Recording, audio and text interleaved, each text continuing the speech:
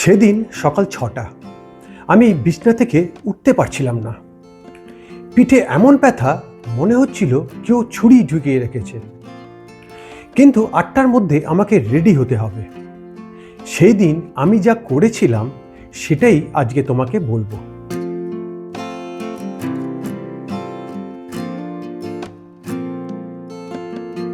জানো, গত সপ্তাহে আমার পিঠে এত ব্যথা ছিল যে সকালে বিছনা থেকে উঠতেই পারছিলাম না। কিন্তু আমি কাউকে বলিনি, কোনো কমপ্লেন করিনি। কারণ আমি একটা জিনিস শিখেছি, ব্যথার সাথে কিভাবে বাঁচতে হয় সেটা না জানলে জীবনটা খুব ভারী হয়ে যায়। আজকে আমি তোমাদের সাথে সেই জিনিসটাই শেয়ার করব, এবং আমি প্রমিস করছি এটা কোনো মোটিভেশনাল স্পিচ নয়, এটা রিয়েল লাইফ, আমার রিয়েল এক্সপিরিয়েন্স। আমার নাম রবিন, আর আমি এই চ্যানেলে আমার এভরিডে লাইফ নিয়ে কথা বলি, সহজ ভাষায়, সত্যি কথা। আজকের টপিকটা একটু সেন্সিটিভ, কারণ ব্যথা, সেটা শারীরিক হোক বা মানসিক, এটা নিয়ে আমরা সাধারণত দুটো কাজ করি, হয় চুপ থাকি, না হয় অনেক বেশি কমপ্লেন করি। আমি দুটোর মাঝখানে একটা জায়গা খুঁজে পেয়েছি, চলো সেটাই আজকে দেখি। প্রথম কথা, ব্যথা তোমার শত্রু না। আমরা ছোটবেলা থেকে শিখেছি ব্যথা মানেই কিছু একটা ভুল হয়েছে, তাই আমরা প্যানিক করি অথবা ইগনোর করি। কিন্তু আমি যেটা শিখেছি সেটা হলো, ব্যথা হলো তোমার শরীরের একটা মেসেজ। ধরো, তোমার ফোনে লো ব্যাটারি ওয়ার্নিং আসলো, তুমি কি সেই ওয়ার্নিংটাকে ঘৃণা করো? না, তুমি বলো আচ্ছা, এবার চার্জ দিতে হবে। ব্যথাও ঠিক সেরকম। আমার যখন ঘাড়ে ব্যথা হয়, আমি এখন আর বলি না কেন হচ্ছে এটা, আমি ভাবি ঠিক আছে, এটা কি বলতে চাইছে। আমি কি অনেকক্ষণ একটানা বসেছিলাম, ঘুম কম হয়েছে, জল কম খেয়েছি? এই একটা শিফট, ব্যথাকে শত্রু না ভেবে সংকেত ভাবা, এটাই সবচেয়ে বড় পরিবর্তন এনেছে আমার জীবনে।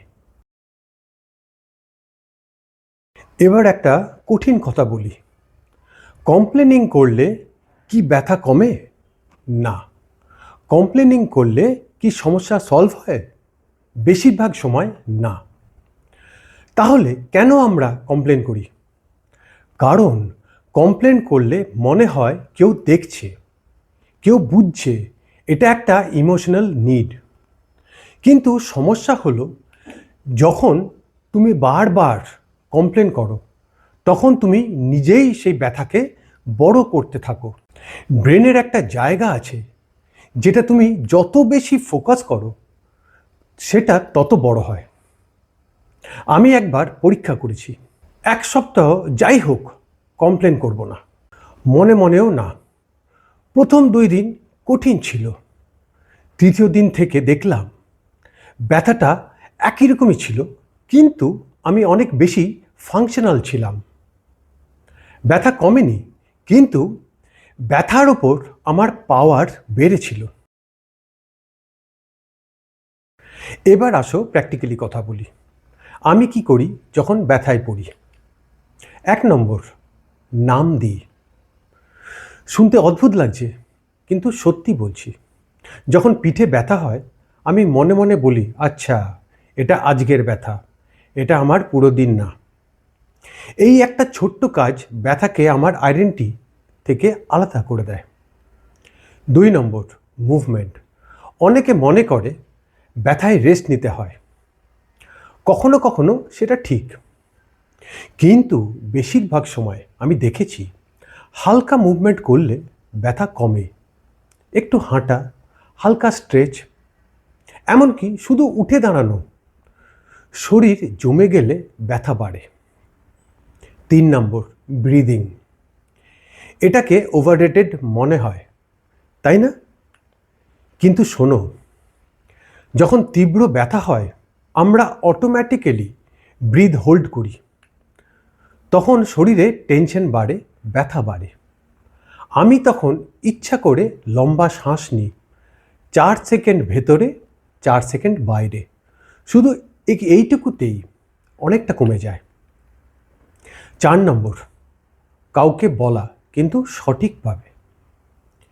আমি বলছি না চুপ করে থাকতে, কিন্তু পার্থক্য আছে। আমার অনেক ব্যথা হচ্ছে, কষ্ট হচ্ছে বলা, আর বারবার আমি আর পারছি না, কেন এরকম হচ্ছে আমার সাথে বলার মধ্যে। প্রথমটা ভালনারেবিলিটি, দ্বিতীয়টা ভিকটিম মাইন্ডসেট। ভালনারেবিলিটি শেয়ার করো, ভিকটিম মাইন্ডসেট থেকে বেরিয়ে আসো।